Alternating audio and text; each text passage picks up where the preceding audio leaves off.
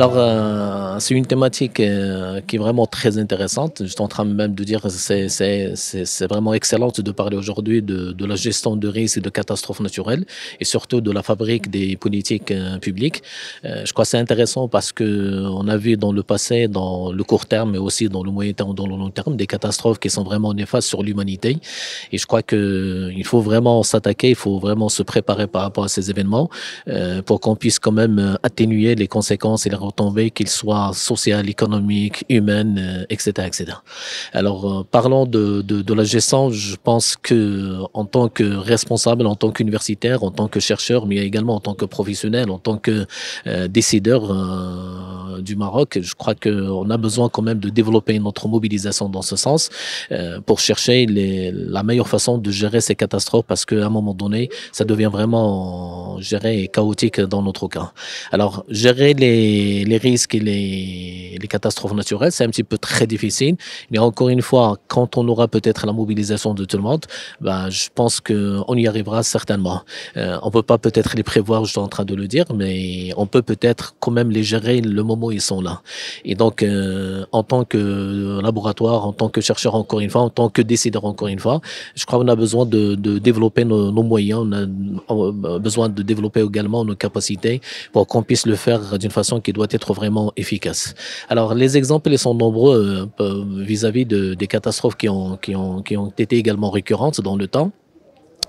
Le meilleur exemple également qu'on peut prendre, bah, celui qui est le dernier peut-être, le séisme qu'on avait le 8 septembre, le vendredi 8 septembre 2023.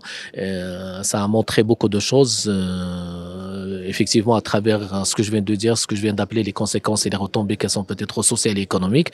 Mais de l'autre côté aussi, ça a montré une grande solidarité des Marocains. Alors, le même exemple aussi dans les dernières inondations de Valence, de Barcelone.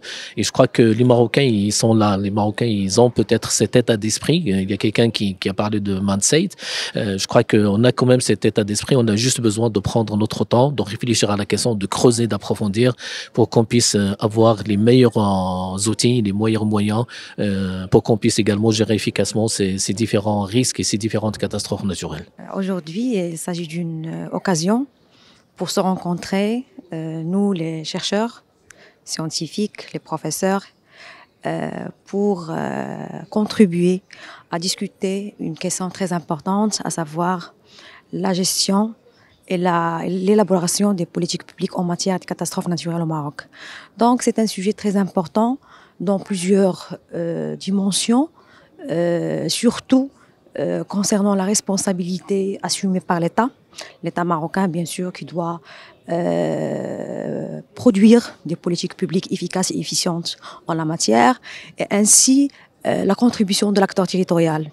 Et ici, on parle des collectivités territoriales, on parle du secteur privé, dans l'esprit de ce qu'on appelle la responsabilité sociétale. On parle aussi de la contribution de la société civile afin de concrétiser un principe constitutionnel très important, à savoir la démocratie participative, et bien sûr les mandataires de la coopération internationale bilatérale et multilatérale. Donc tous les acteurs doivent contribuer d'une façon responsable dans une logique de reddition de comptes et des objectifs tracés, bien définis, bien précis, pour essayer de réduire les impacts néfastes des catastrophes naturelles sur notre environnement et sur notre qualité de vie.